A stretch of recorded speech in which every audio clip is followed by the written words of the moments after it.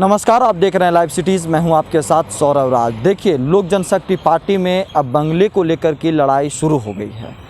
ये पशुपति पारस का बंगला है और इसी बंगले के बाहर सब कुछ हो रहा है। आपको बता दें कि अब जो लड़ाई है वो अब लोक जनशक्ति पार्टी के चुनाव चिन्ह बंगला को लेकर के है। अब पार्टी को लेकर के है कि अब पार्टी किसकी होगी। आपको बता दें कि दिल्ली में लोजपा के कार्य समिति की बैठक हो गई है और कार्य समिति की बैठक के बाद ये फैसला लिया गया है कि अगले 2-3 दिनों में कार्यकारिणी की बैठक किया जाएगा और उसमें पार्टी को लेकर के, व्यवस्था को लेकर के तमाम फैसले लिए जाएंगे।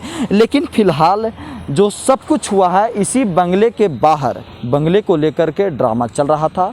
कल भी आप देखें कि इसी बंगले के बाहर चिराग पासवान काफ़ी देर तक इंतज़ार करते रहे, पशुपति पारस के बंगले के बाहर इंतज़ार करते रहे, लेकिन पशुपति पारस नहीं मिले चिराग पासवान से।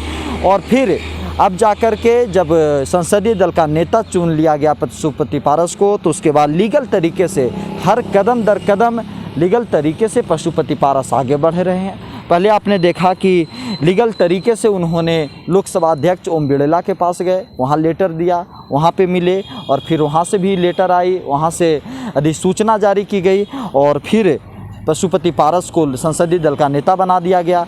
और अब जाकर के कार्य समिति की बैठक हो चुकी है और कार्य समिति में पशुपति पारस के साथ तमाम सांसद उनके पक्ष के थे जो पशुपति पारस के खेमे के हैं। और उस कार्य समिति में फैसला लिया गया है, उसमें बताया गया है कि अब जल्द पटना में कार्यकारिणी की बैठक की जाएगी। लेकिन एक और अहम बैठक आज शाम को दिल्ली में भी हो सकती है, जिसमें पार्टी के सांसद जो पशुपति पारस के साथ हैं, उनके अलावा तमाम दूसरे नेता भी वर्चुअल और ऑफलाइन जुड़ सकते हैं जो पशुपति पारस के साथ है। लेकिन इस सबके बीच जो सबसे बड़ी खबर ये है कि पशुपति पारस संसदीय दल के नेता बन गए और उसके बाद अब लड़ाई बंगले की है और बंगले के पशुपति पारस के बाहर कह सकते हैं कि दोनों खेमा, चाहे चिराग पासवान हो या फिर पशुपति पारस है, जो आगे जाकर के लड़ाई होगी वो पार्टी को लेकर के ही होगी, लोजपा के बंगले को लेकर के ही होगी कि आखिर लोजपा किसकी है।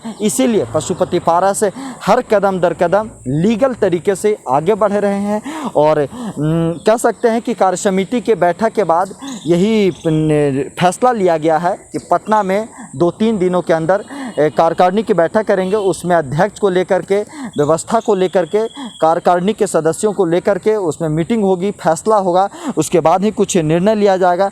लेकिन जो सबसे अहम बात ये है, सबसे अहम खबर ये है इस वक्त की कि बंगले को लेकर के पशुपति पारस भी अब काफ़ी सीरियस नज़र आ रहे हैं, काफ़ी गंभीर नज़र आ रहे हैं कि आखिर बंगला किसका होगा। क्या चिराग पासवान अपने बंगले को बचा पाएंगे या फिर चिराग पासवान के चाचा पशुपति पारस रामविलास पासवान के बंगले को चिराग के हाथों छीनेंगे। देखने वाली बात यह है कि क्या पशुपति पारस अपने भतीजे को हराएंगे या फिर भतीजा भारी पड़ेगा। सबसे बड़ी बात बंगले को लेकर के हो रही है कि पशुपति पारस बंगले पे आखिर कब्जा जमाने की हर तैयारी में, हर जुगत में लगे हुए हैं। दिल्ली से सौरभ राज, लाइव सिटीज़।